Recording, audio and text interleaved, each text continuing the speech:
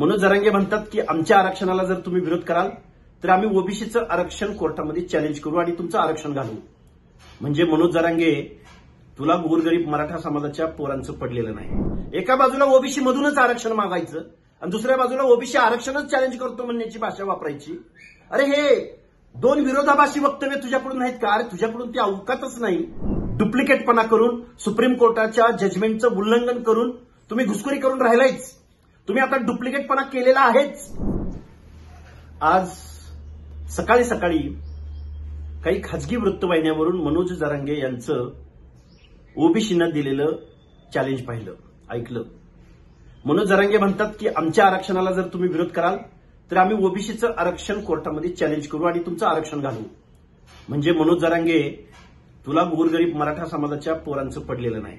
तुला पडले की ओबीसी भटक्या विमुक्त जाती जमातीच्या सामाजिक न्यायाच्या प्रतीक्षेत असणाऱ्या हजारो वर्षाच्या स्पॅनमध्ये ज्यांचे हक्क, अधिकार, मानवता डावलली गेली त्या माणसाला आमच्या संविधानानं सामाजिक न्यायासह समता प्रस्थापित करण्यासाठी जे प्रावधान करून ठेवलेलं आहे, जे रिझर्वेशनच्या माध्यमातून त्यांना एक प्रतिनिधित्वाची भाषा या संविधानामध्ये बोललेली आहे, ती तुला संपवायची आहे. म्हणजे आधुनिक कालावधीमध्ये तुला या ओबीसीच्या रिझर्वेशनला विरोध आहे. एका बाजूला ओबीसी मधूनच आरक्षण मागायचं आणि दुसऱ्या बाजूला ओबीसी आरक्षणच चॅलेंज करतो म्हणण्याची भाषा वापरायची. अरे हे दोन विरोधाभासी वक्तव्य तुझ्याकडून नाहीत का? अरे तुझ्याकडून ती अवकातच नाही. ते सोडूनच दे.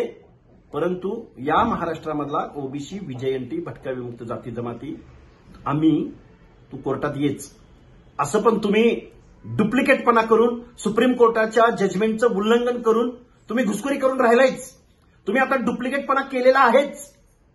मुख्यमंत्र्यानं संविधानिक पदावरती राहून सुद्धा या महाराष्ट्राच्या संपूर्ण समाजाचं दायित्व मुख्यमंत्र्याकडे असताना सुद्धा या मुख्यमंत्र्यांनी कायद्याचं उल्लंघन केलंय, शपथेचं उल्लंघन केलंय, छत्रपती शिवरायांच्या शपथेचं उल्लंघन केलंय. कारण छत्रपती शिवाजी महाराजांना हे अपेक्षित नव्हतं.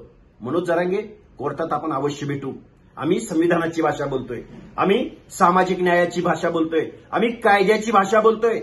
या व्यवस्थेमध्ये हजारो वर्ष सामाजिक न्याय नाकारलेल्या वंचित समूह घटकांची आम्ही भाषा बोलतोय.